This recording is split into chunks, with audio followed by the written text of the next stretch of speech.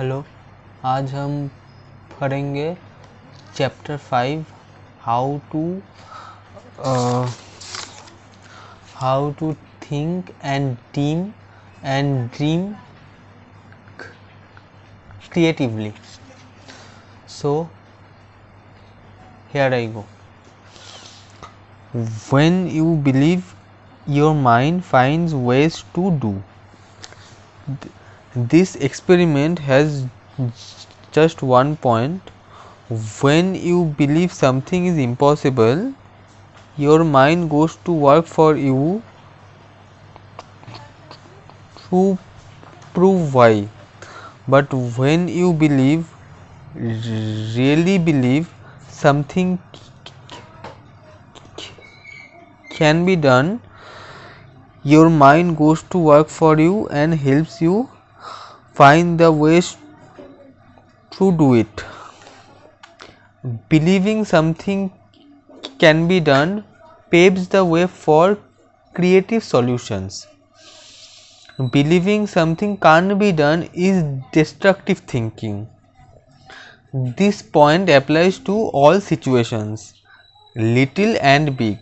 The political leaders who do not genuinely believe permanent world peace can be established will fail because their minds are closed to creative ways to bring about peace.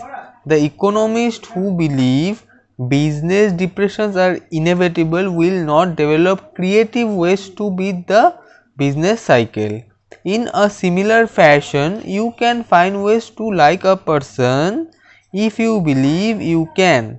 You can discover solutions to personal problems if you believe you can.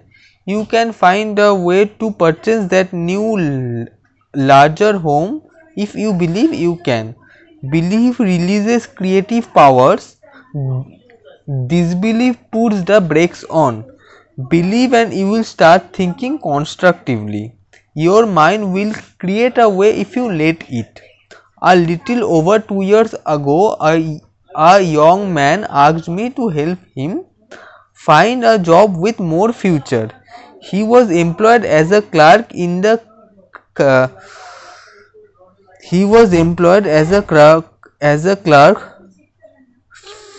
in the credit department of a mail order company and felt that he was getting nowhere. We talked about his past record and he wanted to do.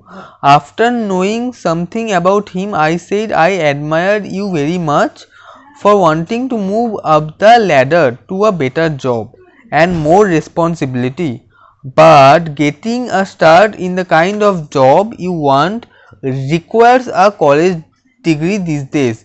I notice you have finished 3 semesters. May I suggest you finish college?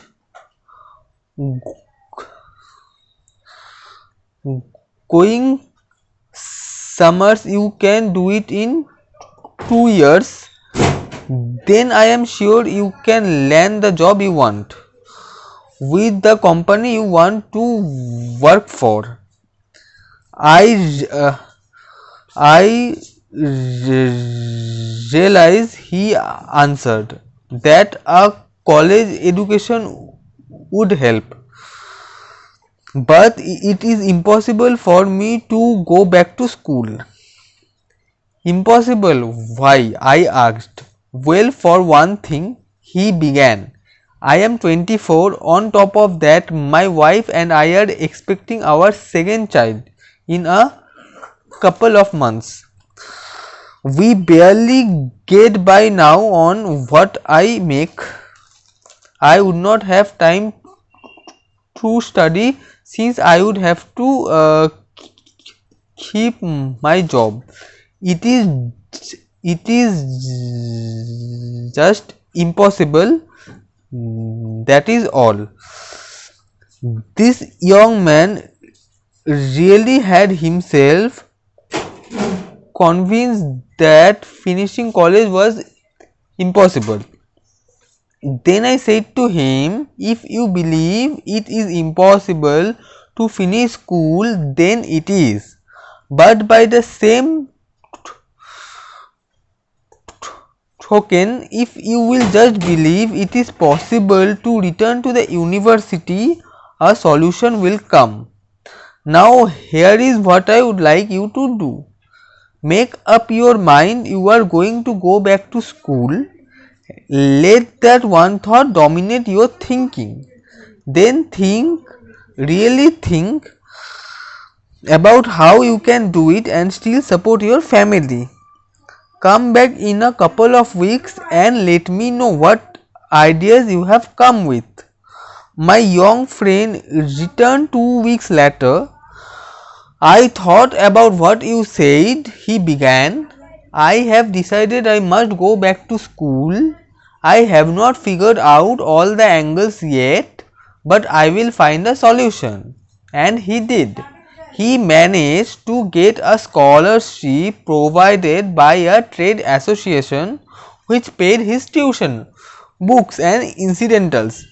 He rearranged his work schedule so he could attend classes. His enthusiasm and the promise of a better life won him his wife's full support.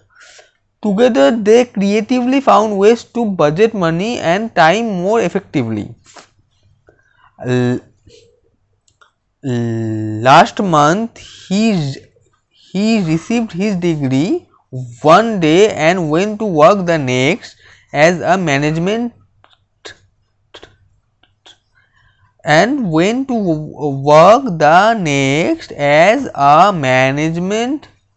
trainee for a large corporation. Where there is a will, there is a way. Believe it can be done. That is basic to creative thinking. Here are suggestions to help you develop creative power through belief. Eliminate the word impossible from your thinking and speaking vocabularies. Impossible is a failure word. The thought it is impossible sets off a chain reaction of other thoughts to provoke you are right. Think of something special you have been wanting to do but failed you could not. Now make a list of reasons why you can do it. Many of us weep and defeat our desires simply because we concentrate on why we can't, when the only thing worthy of our mental concentration is why we can. Recently I read a newspaper item that said there are too many countries in most states.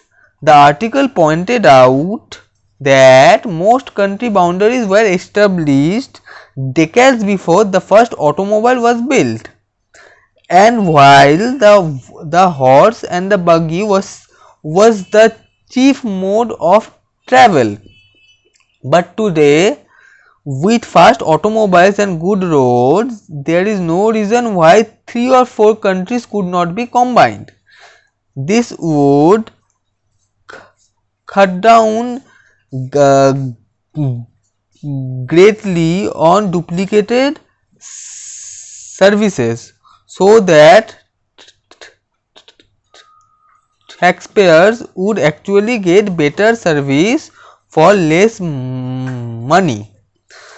The writer of this article said he thought he had stumbled across a really live idea, so he interviewed 30 people at random to get their reactions.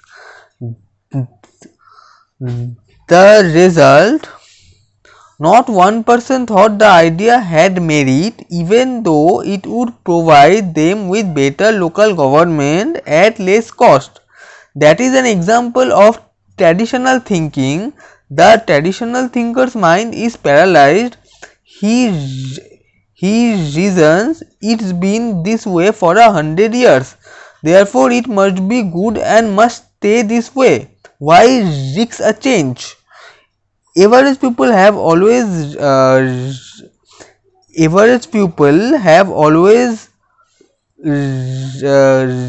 resented progress.